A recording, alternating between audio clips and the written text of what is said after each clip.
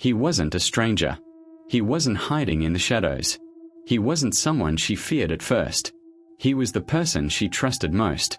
This is the story of Israel Gutierrez, and how love slowly turned into control, fear, and ultimately, death. From the outside, the relationship didn't look dangerous. No viral videos. No public breakdowns. No dramatic warning signs. Just two people in a relationship that seemed intense, emotional, and deeply connected. But intensity is not the same as safety. Friends later described Israel as possessive, jealous in subtle ways, always needing reassurance, always needing access. At first, it looked like care, checking in constantly, wanting to know where she was, who she was with, when she'd be home. Concern can look a lot like control when it starts quietly. Over time, boundaries blurred.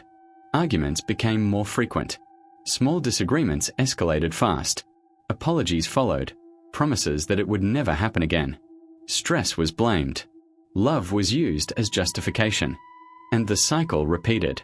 What made it especially dangerous was how normal it all seemed. No police reports. No visible injuries.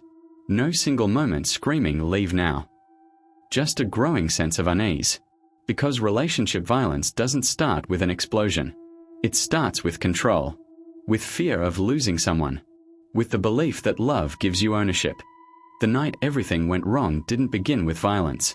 It began like so many nights before it. In the days leading up to it, the relationship was already strained. Arguments circled the same themes: jealousy, mistrust, fear of abandonment. Messages went unanswered. Calls were missed. Each silence felt heavier than the last. For Israel, distance felt like rejection. And rejection felt unbearable. Friends describe his behavior as increasingly erratic. He demanded explanations. Replayed conversations. Read meaning into every pause. What once looked like emotional dependence was turning into something more dangerous. Possession. That night was meant to be a conversation. A chance to clear things up. To explain. To find closure or control. Those moments are often the most dangerous. Because when someone believes they are losing everything, logic disappears. Fear takes over. And desperation can turn into action in seconds. The argument escalated. Emotions ran high. And in that moment, Israel crossed a line he could never uncross. What began as an attempt to stop someone from leaving ended in fatal violence. When authorities arrived, there was no confusion. A life had been taken. And suddenly, every missed red flag snapped into focus. The investigation moved quickly. There were witnesses, messages, a clear timeline showing how the argument escalated from words to violence in minutes.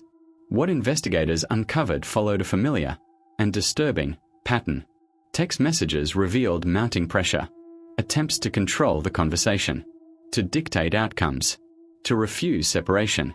Friends confirmed the relationship had become emotionally exhausting, defined by cycles of conflict, apologies, and reconciliation. This wasn't a sudden snap. It was escalation. Detectives described the violence as the final act of a long build-up, one where fear of abandonment turned into entitlement. The belief that losing someone justified stopping them by any means necessary. After the incident, Israel's statements shifted. Details changed. Emotions appeared and disappeared. Sometimes it was framed as an accident. Other times as something that just happened. But the evidence didn't support that. Experts explained something crucial. Intimate partner violence follows a pattern. Control, isolation, escalation violence. By the time physical harm occurs, the danger has usually existed for a long time. The question became less about what happened, and more about how many chances there were to stop it. In court, excuses didn't hold. Prosecutors focused on the pattern, not just the final moment. Escalating control. Repeated conflicts. Refusal to accept separation. This wasn't framed as a loss of control. It was framed as predictable.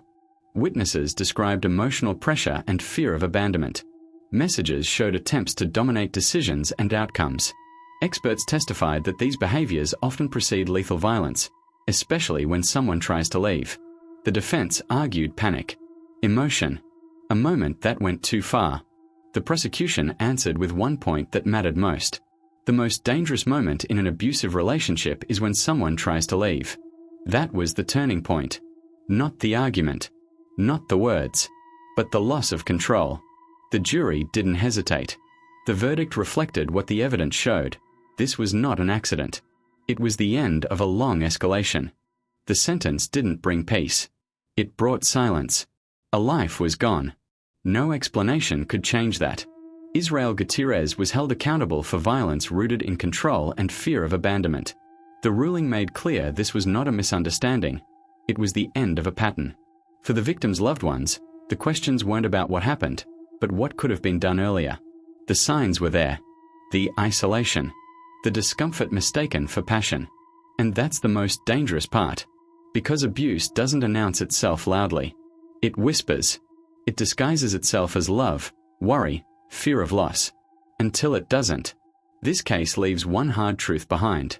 Love does not require fear. Concern does not demand control. And no one owes their safety to someone else's insecurity. Pay attention to the signs. Take them seriously. And never minimize behavior that makes someone feel trapped. What do you think needs to change to prevent cases like this? Write your thoughts in the comments.